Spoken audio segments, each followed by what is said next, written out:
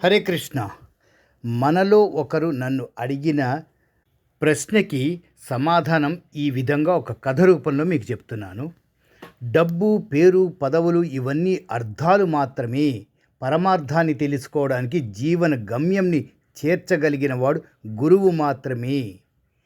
ఓ మహానగరంలో ఓ గురువుగారు తన వద్దకు వచ్చే వారికి ఆధ్యాత్మిక శిక్షణ, యోగా శిక్షణ, ధర్మ ప్రబోధం చేస్తూ ఉండేవారు. మహాసంపన్నుడు ఒకరు ఈ గురువుగారి దగ్గరికి వచ్చి, అసలు గురువు అవసరమా, గురువు లేకుంటే వచ్చి నష్టమేంటి అని ప్రశ్నించాడు.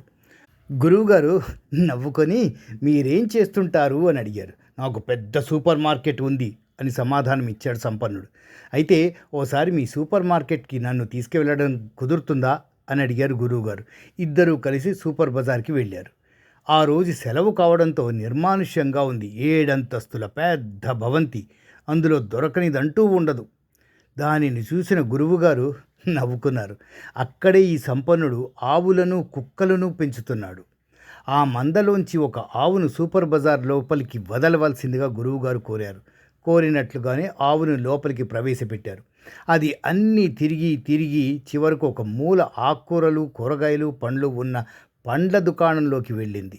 కడుపు నిండా తృప్తిగా మేసింది. 2 గంటల వ్యవధిలో తిరిగి వచ్చింది. తదుపరి తమ పెంచుకుంటున్న కుక్కను లోపలికి వదలమని కోరారు గురువుగారు. దానిని కూడా లోపలికి పంపారు.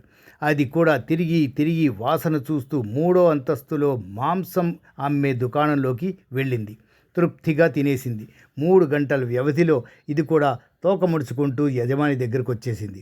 ఈసారి ఒక సామాన్యుడిని పిలిచి, నీకు నచ్చినది తీసుకో, వెళ్ళు అని చెప్పి పంపారు గురువుగారు. ఉత్సాహంతో లోపలికి ప్రవేశించిన మనిషి అన్నింటినీ చూసి ఉక్కిరి బిక్కిరైపోయాడు.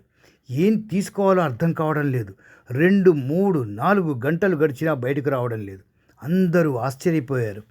గురువుగారు యజమానిని కలిసి అతడున్న చోటికి చేరుకున్నారు. నెత్తి మీద చేతులు పెట్టుకొని దిక్కులు చూస్తున్న ఆ వ్యక్తిని, ఏం కావాలో అర్థం కావట్లేదు, ఈ వస్తువులన్నింటినీ చూస్తుంటే పిచ్చెక్కిపోతుంది అన్నాడు ఆ వ్యక్తి. దీనిని విన్న సంపన్నుడు అవాక్కయ్యాడు. ఆవుకి, కుక్కకి పిచ్చెక్కలేదే.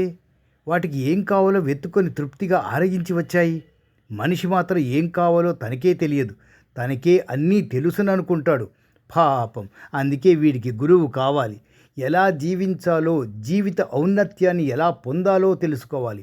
అందుకే వాటిని తెలియజెప్పే గురువు అత్యంత అవసరమని గురువుగారు చెప్పడంతో యజమానికి ధనగర్వం తొలగిపోయింది. గురువుతోనే గమ్యం సాధిస్తామని తెలుసుకున్నాడు. సర్వే జనా సుఖినో భవంతు.